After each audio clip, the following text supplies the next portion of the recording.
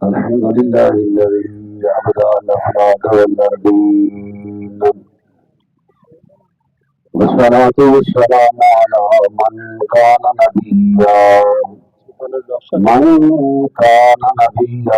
وآدم بين الماء والطين، وعلى آله وأصحابه أجمعين. لي خمسة أطفي بها حل الوباء الخاتمة، المصطفى والمرتضى وبناهما والفاطمة. أما بعد فأعوذ بالله من الشيطان الرجيم. بسم الله الرحمن الرحيم. فاذكروني أذكركم إن الله وملائكته يصلون على النبي يا أيها الذين آمنوا صلوا عليه وسلموا تسليما. الصلاة والسلام عليك يا سيدي يا رسول الله، وعلى آلك وأصحابك يا سيدي يا حبيب الله. الصلاة والسلام عليك يا سيدي يا راحة العاشقين، وعلى آلك وأصحابك يا سيدي يا مكين قلوب المؤمنين. تیرے کرم سرکار کا، تیرے کرم سرکار کا، یار پڑ جا تو خدا دے، یار دا یار پڑ جا تو خدا دے، یار دا عرش میں سر جھکانا میں گیا، عرش میں سر جھکانا میں گیا، دیکھ کے رتبہ تیرے دل پار دا، دیکھ کے رتبہ تیرے دل پار دا، آخری خوابہ چتبہ والیا، آخری خوابہ چتبہ والیا، جا بڑا رہندا تیرے دیدار دا، جا بڑا رہندا تیرے دیدار دا، تیرے کرم سرکار دا، یار بڑھ جا تو خدا دے، یار دا۔ حمد و صلات کے بعد میرے نہایت ہی واجب التقریم و تعظیم مشائخ اعلام، صوفیاء کرام، قرآن کرام، نعت خوانان شیریں لسان، حضرات علماء کرام اور حاضرین و ناظرین حضرات، السلام علیکم ورحمۃ اللہ وبرکاتہ۔ آپ سب حضرات کو 1500 سالہ جشن میلاد مصطفیٰ مبارک ہو۔ ماشاء اللہ مدینہ ویلی سوسائٹی کے زیر اہتمام ہر سال 16 سال سے یہ سلسلہ میلاد پاک کا جاری ساری ہے۔ میلاد مصطفیٰ ویلی سوسائٹی کے زیر اہتمام، جس کا یہ آج اس سال کا چوتھا پروگرام ہے۔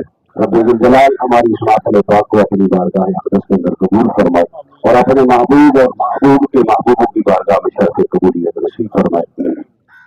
آپ والا لوگ ہیں، مجھ سے علم میں بھی عمل میں بھی میں ایک طفل مقصد کی حیثیت سے حاضر ہوں۔ نبی اکرم صلی اللہ علیہ وآلہ وسلم کا ذکر خیر کرنے کے لیے مجھے میرے محترم مشرق و مربی حضرت الوفی صاحب نے حکم فرمایا، میں حاضر ہوں۔ رب الجلال میری زبان پر کلمۃ اللہ جاری فرمائے اور ہم سب کو سنا کر اس پر تمام عمل کر کے توفیق عمل کر کے دونوں جہاں سنوارنے کی توفیق نصیب فرمائے۔ ماشاء اللہ، جس طرح صدر صاحب فرما رہے تھے کہ ہمارے ہاں غریبوں کی خدمت کی جاتی ہے اور بے سہارا لوگوں کے سہارا ہمارے آبا بنتے، یہ بڑے کرم کی بات ہے۔ حضرت فرید الدین گنج شکر رحمت اللہ علیہ شہنشاہ پاک پتن آپ سے آپ کے دوست بھی تھے اور یارانہ بھی بڑا گہرا تھا۔ حمید الدین ناگوری نے وصال کے بعد پوچھا، بات لمبی ہے، موقع بھی جانا چاہتا، صرف اشارہ کرنا چاہتا ہوں کہ کہا فرید اللہ نے کیا معاملہ فرمایا؟ اللہ نے بخش دیا۔ وہ کہا کس معاملے میں بخشا؟ کہا وہ جو ٹوٹے دل جوڑتا تھا نا، وہ جو ٹوٹے دل جوڑتا تھا اللہ نے اس عمل کی وجہ سے میری بخشش فرما دی۔ ام المومنین حضرت سیدہ عائشہ صدیقہ رضی اللہ تعالی عنہا آقا کریم صلی اللہ علیہ وسلم کے ازواج میں سے بڑی پیاری محبوبہ آقا کریم کی زوجہ پاک ہے۔ حضور کے پاس ایک مرتبہ بیٹھی تھی، آقا کریم صلی اللہ علیہ وسلم کسی بات میں خوش ہوئے۔ امام الانبیاء نے فرمایا عائشہ مانگ، کیا مانگتی ہے؟ عائشہ مانگ کیا مانگتی ہے؟ سیدہ پاک دن بھی دیکھ رہی تھی، حضور کی راتیں بھی دیکھ رہی تھی، صبح بھی دیکھ رہی تھی، شام بھی دیکھ رہی تھی اور گھر میں بھی دیکھ رہی تھی، باہر بھی دیکھ رہی تھی۔ ساری زندگی بیوی کے سامنے ہوتی ہے خاوند کی۔ حضرات آقا کریم نے فرمایا عائشہ مانگ کیا مانگتی ہے؟ عرض کی آقا مجھے کیا چاہیے؟ حالانکہ حق تھا یہاں مانگنے کا، کیونکہ سیدہ پاک کہتی ہے 2 ماہ تک حضور کے گھر چولہے میں آگ نہیں جلتی تھی، تو دادی پھر گزارا کیسے ہوتا تھا؟ کہا گزارا ہوتا تھا 2 کالی چیزوں پر۔ کہا وہ 2 کالی چیزیں کون سی ہیں؟ کہا ایک پانی اور ایک کھجور۔ اب یہ نہیں ہے کہ یاد رکھیے میرا نبی کو مفلس نہیں، مجبور نہیں، وہ نبی نہیں ہوتا جو مجبور ہو، جس کے اختیار میں کچھ نہ ہو وہ نبی نہیں ہوتا۔ جس نے بادشاہ آج 1500 سال کے بعد امت کے امام کو یہ شان عطا کی ہے کہ آپ مسجد میں چلے جائیں، جہاں امام صاحب کا مصلی ہوگا پہلی صاحب وہی ہوگی اور پہلی صاحب کا ثواب وہی رہے گا۔ میں آپ سے اٹھاؤ سینے میں لے آؤ، اب پہلی صاحب کون سی آئی؟ وہ جو امام کے مصلی کے پیچھے سیر میں آ گئی۔ جس نبی کے مصلی پہ کھڑے ہونے والے امام کو 1500 سال بعد یہ شان مل رہی ہے، وہ جدھر جاتا ہے پہلی صاحب کا ثواب بھی ادھر ہی جاتا ہے۔ تو میرا نبی مجبور نہیں۔ ام المومنین سیدہ عائشہ صدیقہ ہی فرماتی ہیں آقا کریم صلی اللہ علیہ وسلم نے میرا ہاتھ پکڑا، مدینے سے باہر چل رہے ہیں، رب ذوالجلال سب کو مکہ مدینہ بار بار دکھائے بات بادریاں نصیب فرمائے، اور جب باہر نکلتے ہیں تو حضرات سارے پہاڑ ہیں۔ سیدہ پاک کہتی ہے حضور نے فرمایا عائشہ شاید تو سوچتی ہوگی کہ میرے گھر تو 2 ماہ تک چولہے میں آگ نہیں جلتی تو میں تو مجبور ہوں۔ کہا نہیں مجبور نہیں ہوں، لو سے تھا لسارت میں جبال الذہب، کہا اگر میں چاہوں تو میرے چاہنے سے یہ مدینے کے پاس سونے کے بن کے میرے ساتھ چلنے لگ جائے، میں مجبور نہیں ہوں۔ اس مقام پر آقا کریم نوازنے پہ آئے، حضور نے فرمایا عائشہ مانگ کیا مانگتی ہے؟ عرض کی آقا اگر عطا کرنے پہ آئے ہیں تو مجھے اتنا وقت دے کہ میں اپنے ابا جان سیدنا صدیق اکبر سے مشورہ کر لوں۔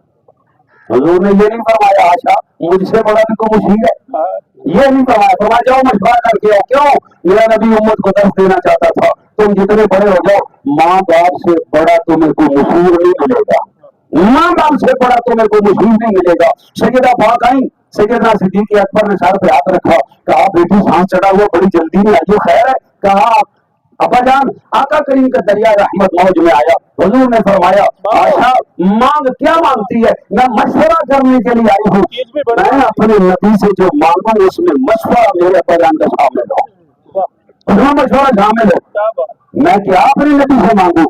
کہا اب ایک باپ بیٹی کو مشورہ دینے لگا، اس سسر کو پتا ہوتا ہے میری بیٹی کا گھر میں گزر بسر کیسے ہو رہا ہے، یہ بات یاد رکھیے۔ اور وہ صدیق اکبر تھے، رازدار مصطفیٰ تھے، یار غار مصطفیٰ تھے، اور وہ جو قیامت تک نہیں قیامت کے بعد بھی میرے نبی نے فرمایا جنت میں بھی ہم ایسے ہاتھ پکڑ کے بیٹھے جائیں گے، اتنی شان والے حضرات مشورہ دینے لگے ہیں اپنی بیٹی کو ام المومنین سیدہ عائشہ صدیقہ سے فرمایا بیٹی میرا نبی عطا کرنے دے تو جاؤ جا کے میرے نبی سے کہہ دو کہ آقا وہ جو معراج سے واپس آ کے آپ نے فرمایا تھا آپ نے میرے ساتھ 90,000 کلام فرمایا 30,000 عام 30,000 خاص 30,000 میرے اور میرے رب کے درمیان راز ہیں آقا وہ جو آپ نے فرمایا تھا خاص خاصوں تک پہنچا دیا عام عاموں تک پہنچا دیا آقا وہ جو 30,000 آپ کے اور آپ کے رب کے درمیان راز ہے وہ ان رازوں میں سے ایک راز بتا دے ایک ہم 30,000 اپنے پاس رکھ لیں بس ایک راز بتا دے سیدہ پاک واپس آئی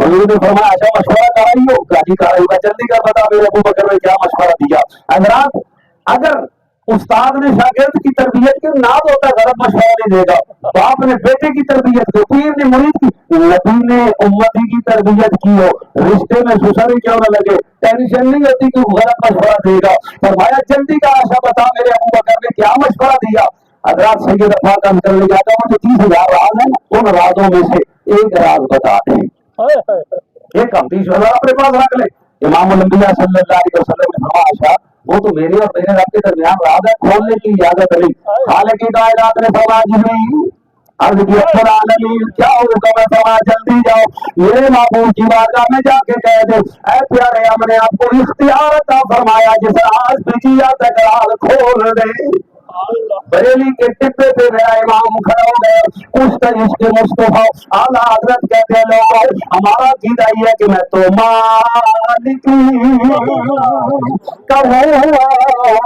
کہتے ہو مالک کہ ابھی میں تو مالک کہتے ہو مالک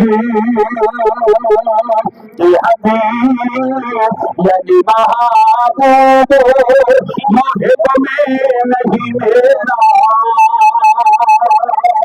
تیرا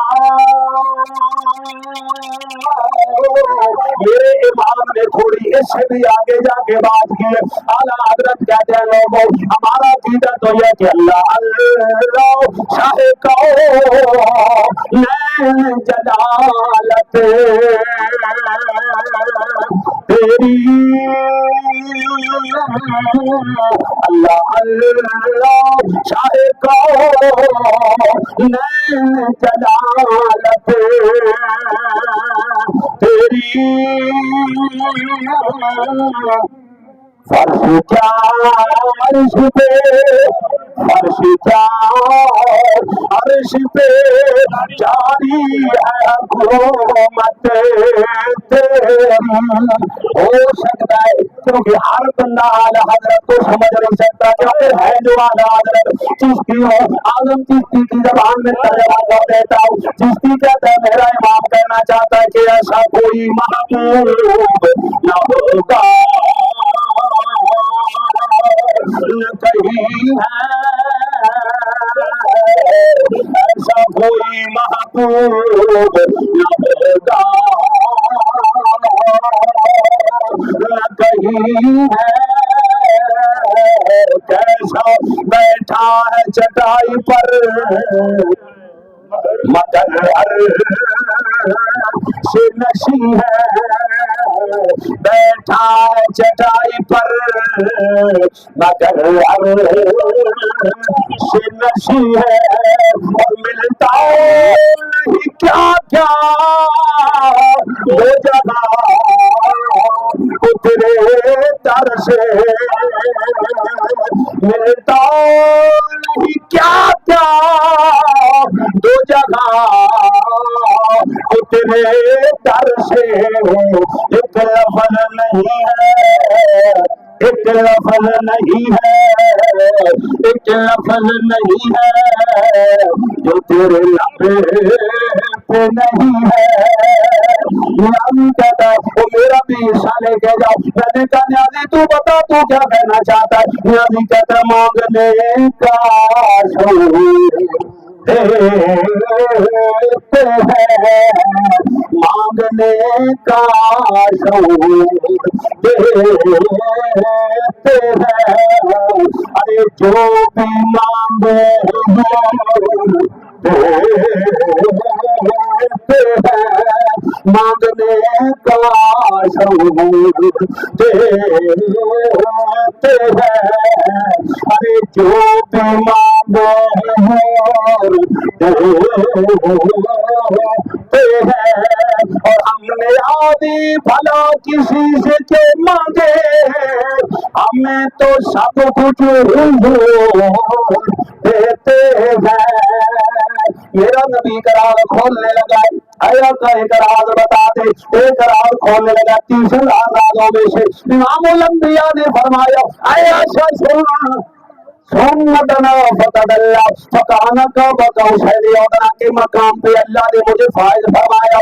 قرب خاص میں بلا کر میرے رب نے فرمایا اے حبیب تکلیف تیرے کسی امتی کو اس کا دکھ اور دادا تیرا کوئی دوسرا امتی محسوس کرے جو کسی دکھی کا دکھ محسوس کرے گا میں رب کو اعلان کرتا ہوں اس کے پچھلے سارے گناہ معاف کر دوں گا.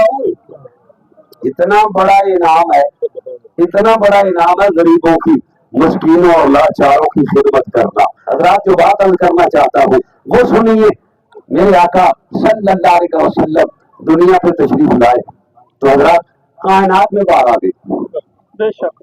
ہر طرف روشنی ہی روشنی ہو گئی. ہر طرف روشنی روشنی ہو گئی. حضور کی امی جان میلاد ہوا ہے کہ جو آقا کریم کی ماں نے بیان کیا. ماں جانتی ہے میرے گھر کون آیا. یہ بات یاد رکھیے ماں سے پڑھ کے اور کوئی نہیں جانتا. وہ سمجھنے کے لیے ایک بڑا لطیفہ ہے. بات بھی اچھی ہے اور عقیدے کو بھی مضبوط اور رحمت بھی ضرور عطا کرے گی. ٹرین میں ایک عورت ایک چھوٹے بچے کے ساتھ سفر کر رہی تھی اور چھوٹے بچے کا آپ جانتے ہیں کہ ریل میں ہاف ٹکٹ ہوتا ہے. چیکر آیا ٹکٹ ہی آیا ٹکٹ چیک کرنے کے لیے. اس نے کہا یہ بچہ اس نے کہا میرا کاج کا ٹکٹ. اس نے دکھایا ٹکٹ کا یہ ٹکٹ ہے. اب وہ ٹکٹ کو دیکھتا ہے بچے کو دیکھتا ہے ٹکٹ کو دیکھتا ہے بچے کو دیکھتا ہے. ماں کو بڑی ٹینشن ہوتی ہے کہ کہیں میرے بچے کو نظر ہی نہ لگا دے. اس نے کہا بڑی غور سے دیکھ رہا ہے. خیر وہ کہنے لگا میں ٹکٹ دیکھتا ہوں بچے کو دیکھتا ہوں تو مجھے لگتا ہے کہ یہ ہاف ٹکٹ والا ہے نہیں. اس عورت نے جو جواب دیا سمجھنے والے قیامت تک آنے والے حضور کے غلاموں کے لیے حضرات وہی کافی ہے. جب اس نے کہا نا کہ یہ ہاف ٹکٹ والا لگتا نہیں تو وہ خاتون فوراً بولی کہنے لگی تو ٹکٹی رہے مانا بن.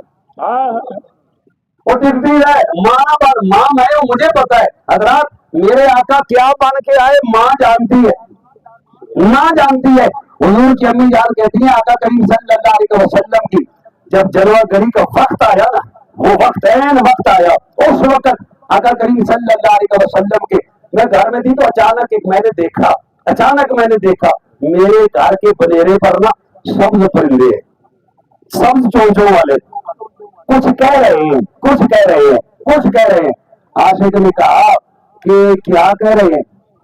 وہ کیا کہہ رہے تھے. حضور کی امی جان کہنے لگی حضور پر درود و سلام پڑھ رہے تھے. حضور پر درود و سلام پڑھ رہے تھے. حضور کی امی جان کہتی ہے اس وقت میں نے دیکھا کہ میرے گھر کے شہر میں حضرت جبریل علیہ السلام کھڑے ہیں اور جبریل کے کھڑے ہونے کا انداز کیا ہے ایک قدم آگے ایک پیچھے جیسے بندہ دوڑنے کی کوشش کرتا ہے جبریل ایسے کھڑے ہیں. حضور کی امی جان کہتی ہے میں نے توجہ کی تو جبریل کچھ پڑھ رہے تھے کچھ کہہ رہے تھے. میں نے جب ادھر کان لگائے تو مجھے سمجھ آئی کہ جبریل حضور کی آمد کے نعرے لگا رہے تھے. حضور کی امی جان کہتی ہیں میں نے جب کان قریب کیا جبریل کہہ رہے تھے رحمت العالمین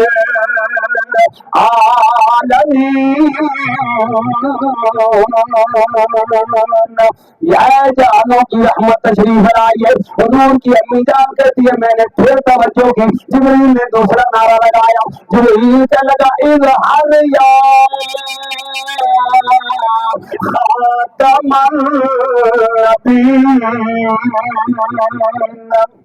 محبت سے کہنا سبحان اللہ. وہ بادشاہ سبحان اللہ پہ نہ خرچہ ہوتا ہے نہ فرشہ ہوتا ہے. ثواب بڑا ملتا ہے. سیدنا فاروق اعظم کا دور تھا آپ ایک مجرم کو جلاد سے کوڑے مروا رہے تھے. قاضی نے سزا دی تھی 20 کوڑے. جلاد ایسے نا کوڑے مارتا ہے. ایک کوڑا مارتا ہے مجرم کہتا ہے سبحان اللہ. جلاد دوسرا کوڑا مارتا ہے مجرم کہتا ہے سبحان اللہ. جلاد تیسرا کوڑا مارتا مجرم کہتا سبحان اللہ. جلاد نے چوتھا کوڑا مارا مجرم نے کہا سبحان اللہ. سیدنا فاروق اعظم نے کہا خلے یا جلال، او جلال کوڑا پھینک دے، جا بھی میں نے تجھے معاف کیا۔ حضرت کعب اخبار قریب بیٹھے تھے، صحابی تھے، انہوں نے کہا امیر المومنین ایک سوال بنتا ہے، کہا بناؤ۔ کا سوال یہ بنتا ہے کہ 16 کوڑے آپ نے معاف کیے کس وجہ سے؟ وہ کہا عمر کا ایمان یہ گوارا نہیں کرتا، بے شک مجرم ہے، کہتا تو سبحان اللہ ہے، وہ جو سبحان اللہ۔ حضرت کعب نے ایسے چہرہ اٹھایا، عرض کی رب العالمین بے نیاز تیری، اگر مخلوق میں عمر تیرا نام سن کے مجرم کو معاف کر دیتا ہے، ہمیں بھی یقین ہے قیامت والے دن سبحان اللہ کہنے والوں پر تو بھی ضرور کرم فرمائے گا۔ حضور کے میلاد کہتی ہے جبریل نے تیسرا نعرہ لگایا، جبریل کیا لگا، اظہر یا نبی اللہ، یا نبی اللہ تشریف لائیے۔ حضور کی امی جان کہتی ہے جبریل نے چوتھا نعرہ لگایا، جبریل کیا لگا، اظہر یا رسول اللہ۔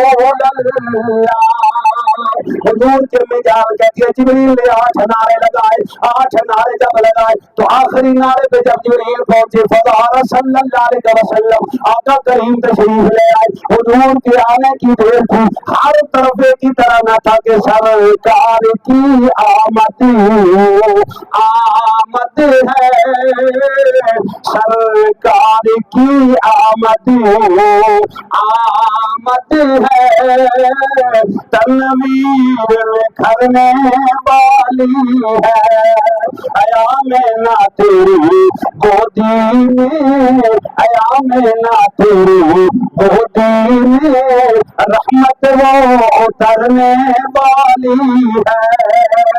حضور کی امی جان کہتے ہیں وہ تشریف لے آئے، میں نے دیکھا میرے کانوں میں آواز آئی، وہ کہنے والا کہہ رہا تھا تو محمد اخلاق الانبیاء واجب لہو ومن صفات الانبیاء۔ اے ملائکہ، آدم علیہ السلام سے لے کے عیسیٰ علیہ السلام تک سارے انبیاء کے اخلاق، سارے انبیاء کے کمال، سارے انبیاء کے جمال، سارے انبیاء کی صفات میرے محبوب میں جمع کر دو۔ حضرات جو دنیا پہ تشریف لانے سے پہلے جہان کو روشن کر گیا، جب انہوں نے قدم رکھا ہوگا پھر اللہ نے سارے انبیاء کے کمال، جمال، صفات، اخلاق اپنے محبوب میں جمع کیے ہوں گے، شان کتنی بلند ہوئی ہوگی۔ وہ بریلی کے طبے پہ میرے امام نے جو درس دیا وہ حضرات یہی درس ہے کیا؟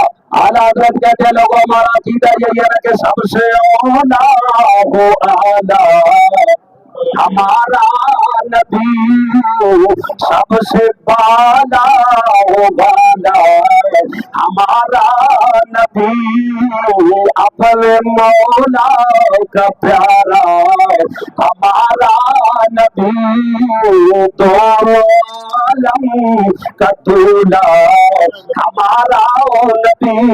ذرا سنیے میرے امام کا تصور کتنا عظیم ہے، تخیل کتنا عظیم ہے۔ اعلیٰ حضرت کہتے ہیں آقا میں نے ساری مخلوق میں دیکھا تیرے پائے کا کوئی نظر نہیں آیا، ولیوں قطبوں غوث ابدالوں کی جماعت میں جا کے دیکھا تیرے پائے کا کوئی نظر نہیں آیا، انبیاء اور رسول کے گروہ میں جا کے دیکھا تیرے پائے کا کوئی نظر نہیں آیا۔ مجھے کہنا پڑ گیا کہ خلق سے اولیاء، اولیاء سے رسول، سب رسولوں سے اعلیٰ، سب رسولوں سے اعلیٰ ہمارا نبی۔ یہ آرائیاں گاؤں ہے، یہاں ایک عاشق گزرا ہے جسے لوگ محمد علی ظہوری قصوری کہتے ہیں، وہ کہتا ہے میرا امام جو کہنا چاہتا ہے میں اپنی بولی میں اس کا ترجمہ کر دیتا ہوں۔ کہا ظہوری بتاؤ میرا امام کیا کہنا چاہتا ہے؟ ظہوری کہتا ہے میرا امام کہنا چاہتا ہے کہ سب تو اچھی شان والا